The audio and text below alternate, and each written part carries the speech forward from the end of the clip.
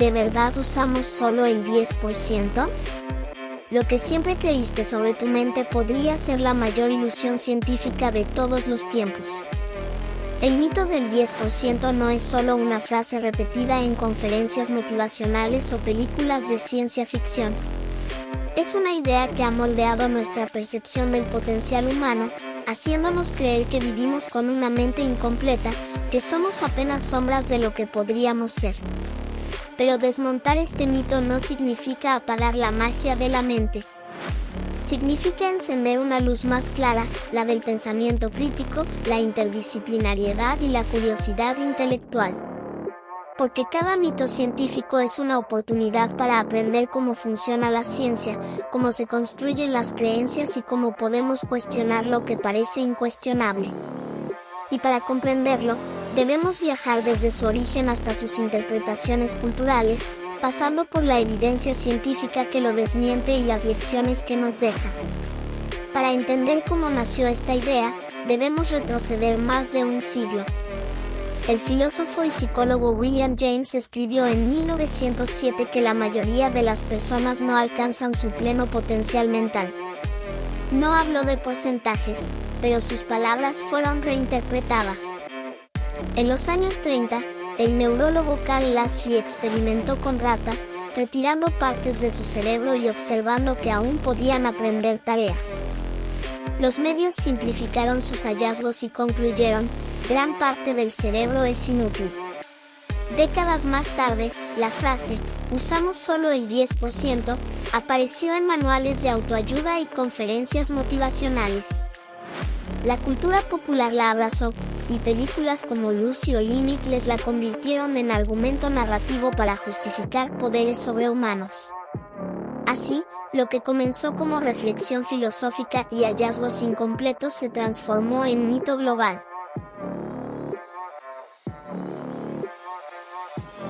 Lo que empezó en la psicología y la neurociencia pronto se expandió a la divulgación popular.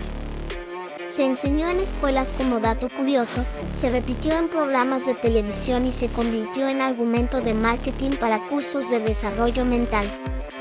La idea se instaló en el imaginario colectivo porque parecía científica y al mismo tiempo inspiradora. En un mundo obsesionado con la productividad y el rendimiento, el mito ofrecía una promesa: podemos ser mucho más de lo que somos. La fuerza del mito está en su atractivo emocional. Nos hace sentir que dentro de nuestra mente existe un universo dormido, esperando ser despertado. Rompe con lo esperado. ¿Cómo es posible que la evolución nos haya dado un órgano tan complejo para usar solo una fracción mínima? Esa contradicción lo convirtió en irresistible. Y su simplicidad, un número fácil de recordar, el 10%, lo hizo aún más poderoso. El estudio de Lasky y las frases de William James fueron malinterpretados. La neurociencia moderna, gracias a técnicas como la resonancia magnética funcional, ha demostrado que usamos prácticamente todas las áreas del cerebro, incluso en reposo. El mito sobrevivió porque la evidencia fue simplificada, sacada de contexto y convertida en eslogan. Los medios y la cultura popular hicieron el resto. La gente cree que el cerebro funciona como un músculo, que solo usamos una parte y podemos activar el resto. Pero la evidencia contradice esta visión. Incluso tareas simples, como mover un dedo o recordar un nombre, activan múltiples áreas cerebrales. Si desafía el sentido común, es porque la lógica científica nos muestra otra historia. El cerebro consume alrededor del 20% de la energía del cuerpo, incluso en reposo. Sería absurdo que la evolución mantuviera un órgano tan costoso si solo usáramos una décima parte. La neurociencia muestra que diferentes áreas se especializan en funciones: lenguaje, memoria, emociones, percepción. Todas trabajan en conjunto, como una orquesta. Y si la ciencia lo desmiente, las culturas del mundo lo reinterpretan a su manera. En Occidente, el mito se asocia con la idea de superación personal. En Oriente, se vincula con nociones espirituales de energía latente. En la literatura, aparece como metáfora del potencial humano. En la ciencia ficción, se convierte en argumento narrativo para justificar poderes extraordinarios. Cada disciplina lo interpreta según sus valores, lo que explica su persistencia global. Incluso más allá de la cultura, este mito ha encontrado usos insospechados en marketing y educación. El mito ha sido usado en marketing de cursos de memoria, terapias alternativas y programas motivacionales.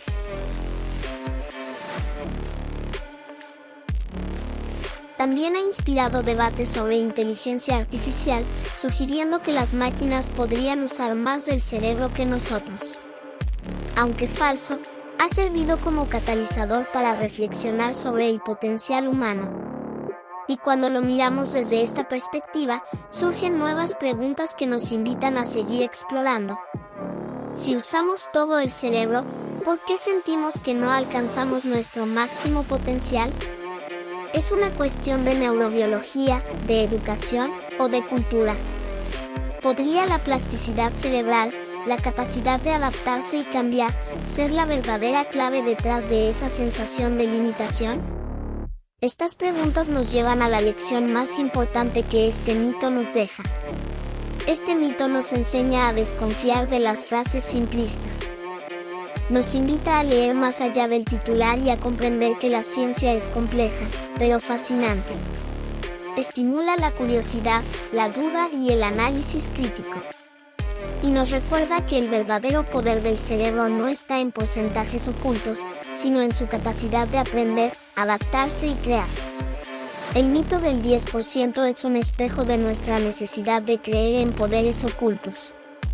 Pero la verdad es aún más asombrosa, usamos todo nuestro cerebro, y su capacidad de transformación es infinita. Los errores y mitos no son fracasos, son parte del aprendizaje humano.